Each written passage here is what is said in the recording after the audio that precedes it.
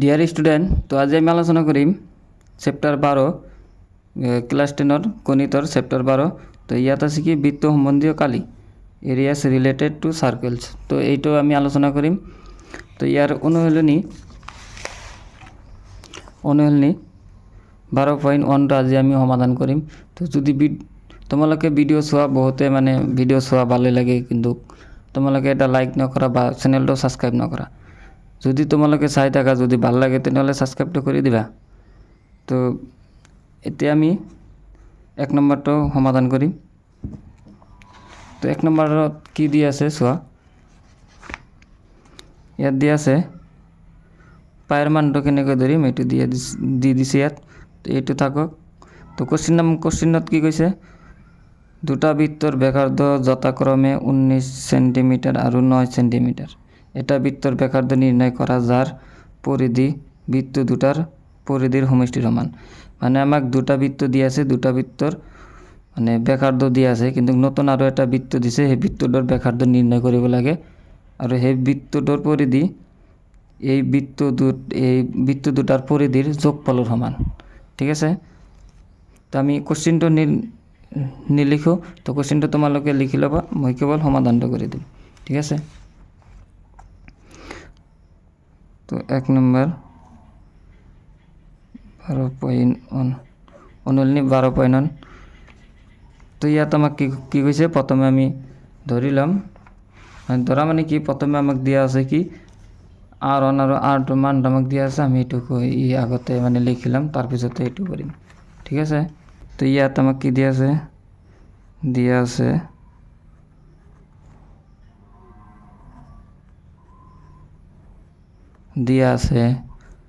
কি দিয়া আছে যে প্রথম বৃত্তর পরিধি,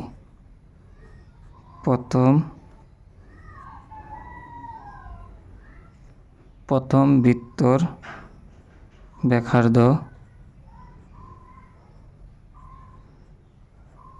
যেহেতু আমাক দুটা বৃত্ত দিয়া আছে, তো প্রথম বৃত্তর যেটো ব্যাসার্ধ দিয়া আছে এটাকে আমি R1 লিখিম আর দ্বিতীয়টার R2 লিখিম। ঠিক আছে। প্রথম বৃত্তর ব্যাসার্ধ R1 ইকুয়াল 19 সেন্টিমিটার আৰু ইয়াত কি লিখিম, দ্বিতীয় বৃত্তৰ ব্যাসাৰ্ধ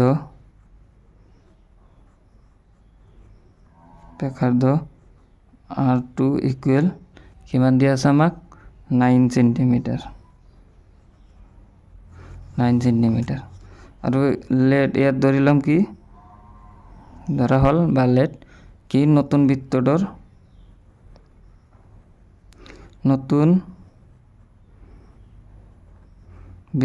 ব্যাসাৰ্ধ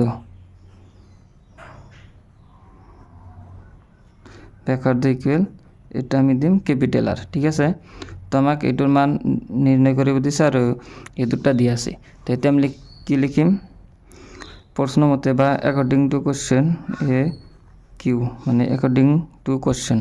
তো কি দিয়া আছে, দুটা পরিধির এই নতুন বৃত্তটার পরিধি যে দুটা বৃত্ত দিয়া আছে তার পরিধির যোগফলের সমান। তো আমি এটাকে লিখিম। তো পরিধির সূত্র কি আছিল তোমালোকে জানা, 2πr। তো এটা প্রথমটা লিখিম 2π ক্যাপিটাল আর হবো ইকুয়াল, আর বাকি দুটা দিয়া আছে, বাকি দুটা আমি লিখিম, কি লিখিম 2πr1 যোগ 2πr2। ঠিক আছে। এতিয়া আমি সমাধান কৰিম, ইয়াত লিখি লৈছে, এতিয়া সমাধান কৰিম। তো ইয়াত সেমে থাকব 2πr ইকুয়াল, ইয়াৰ পৰা চোৱা 2πrটো আমাৰ কমন যায়, 2πটো কমন যায়, আৰু ইয়াত কি থাকিব R1 প্লাস R2। এইটো গ'ল। তেতিয়া আমাক বাইর কৰিব লাগে কি R1 মান। তো আমাৰটো এইফালে ৰাখি এইটো এইফালে দি দিম, কি হ'ব 2π, এইফালে পূৰণ আছে, এইফালে গ'লে হৰণ হ'ব 2π, এইটো ইয়াত পূৰণ হৈ আছে, এইটো কি হ'ব R1 প্লাস R2। ঠিক আছে। তো এই 2π কেঞ্চেল যাব, তেনেহ'লে ইকুয়াল আমার কি থাকিব R1 আর R2 R1 মানটা আমি বহাই দিম R1 মান কি আছে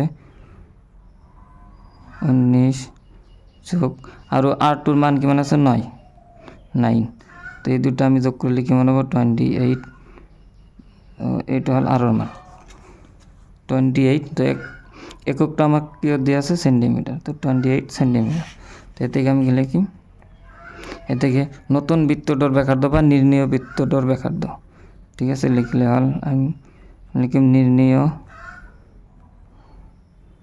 বৃত্তটার ব্যাসার্ধ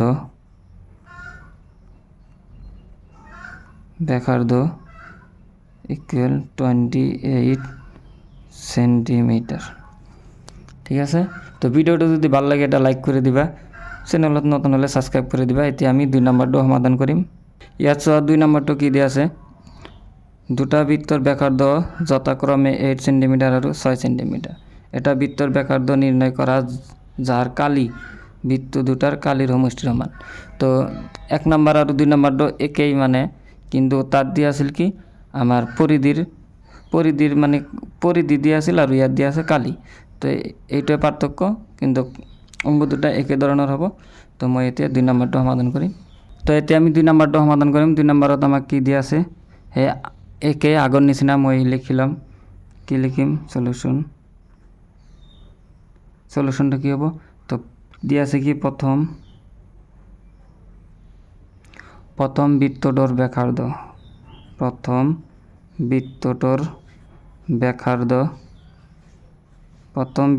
ব্যাসার্ধ তো এইটাকে আমি কি লিখিম R1 ইকুয়াল কিমান দিয়া আছে 8 সেন্টিমিটার এতে আমি লিখিম কি দ্বিতীয় বৃত্তটার ব্যাসার্ধ দ্বিতীয় বৃত্তটার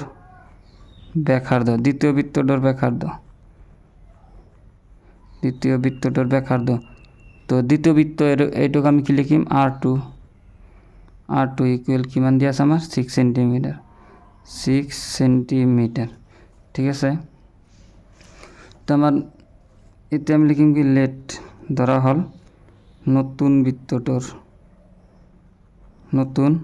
বৃত্তটার ব্যাসার্ধ কি ধরিম R ধরিম তো আমার বৃত্তর কালি কি দিয়াছিল বৃত্তর কালির সূত্রটা কি দিয়াছিল পাই R স্কয়ার ঠিক আছে পাই R স্কয়ার তো এতে আমি কি লিখিম অ্যাকর্ডিং টু কোশ্চেন তো কোশ্চেন মতো আমাকে কি দিয়া আছে পাই R স্কয়ার মানে নতুন বৃত্তটার কালি আগর বৃত্ত দুটাতে দিয়া আছে এই বৃত্ত দুটার কালির যোগফলের সমান ঠিক আছে তো পাই R স্কয়ার ইকুয়াল কি লিখিম পাই R1 স্কয়ার প্লাস পাই R2 স্কয়ার তো এটা কি হবে পাই R স্কয়ার ইকুয়াল এরপর সো আমার কি হবে পাইটা কমন আইব তো পাই আর ব্র্যাকেটত কি থাকিব R1 square plus R2 square so এই পাইটো যদি আমি R স্কয়ার টেবিলে রাখো তো পাই টেবিলে গেলে হরণ হব হরণ হলে কি হবে এ পাই ক্যান্সেল যাব ঠিক আছে তো আমার R স্কয়ার ইকুয়াল কি হবে R স্কয়ার ইকুয়াল ইয়াত আছে R1 square plus R2 square এতে মানটা আমি বহাই দিম তো R1 এর মান কি দিয়া আছে আমার R1 এর মান দিয়া আছে 8 স্কয়ার যোগ R2 এর মান কি দিয়া আছে 6 স্কয়ার হবে তো এবিলে সো আমার কি লাগে 8 টো বাইর করে লাগে R ইকুয়াল কি হবে এবিলে যদি R হয় তাহলে এবিলে কই আমার কি হবে স্কয়ার রুট হবে তো ইয়াত 8 স্কয়ার আছে এটা পূরণ করলে কি মান হবে মানে ভাঙলে কি হবে 64 আর 6 স্কয়ার আছে এটা কি মান হবে 36 ইকুয়াল আমার কি হবে ইকুয়াল আমার হয়ে যাবে কিমান রুট ওভার 100 তো 100 এর বর্গমূল কিমান হবে রুট 10 স্কয়ার এর থেকে R ইকুয়াল আমার কি হয়ে যাবে 10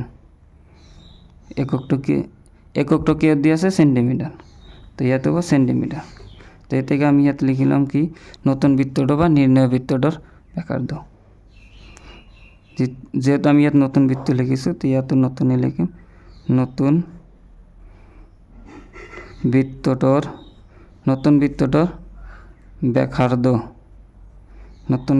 ব্যাসার্ধ আমি কি বুলি লিখিছিলোঁ r ইকুৱেল কিমান পালোঁ 10 সেন্টিমিটাৰ। ঠিক আছে, তো এইখিনি তো মই ভাবিছিলোঁ যে গোটেইখিনি কৰি দিম, কিন্তু মানে গোটেইকেইটা নকৰোঁ। গোটেইকেইটা কৰিব গ'লে মানে বহুত ভিডিঅ'টো বহুত দীঘল হ'ব, মানে ডাঙৰ ভিডিঅ' হ'ব। তো আমি ইয়াত আজি মানে 2টা কৰি দিছোঁ, 1 নম্বৰ আৰু 2 নম্বৰ। ইয়াৰ পিছত আৰু 3টা অংক আছে, 3, 4 আৰু 5। এই 3টা আমি ইয়াৰ পিছৰ ভিডিঅ'ত দি দিম। তো তোমালোকে চাই ল'বা এইটো চোৱাৰ কাৰণে। যদি ভিডিঅ'টো ভাল লাগে এটা লাইক কৰিবা, আৰু ইয়াৰ পিছত আমি আপলোড কৰিম এইবিলাক চোৱাৰ কাৰণে চেনেলটো ছাবস্ক্ৰাইব কৰি দিবা। আজিৰ কাৰণে এইখিনি, বাই বাই, টাটা।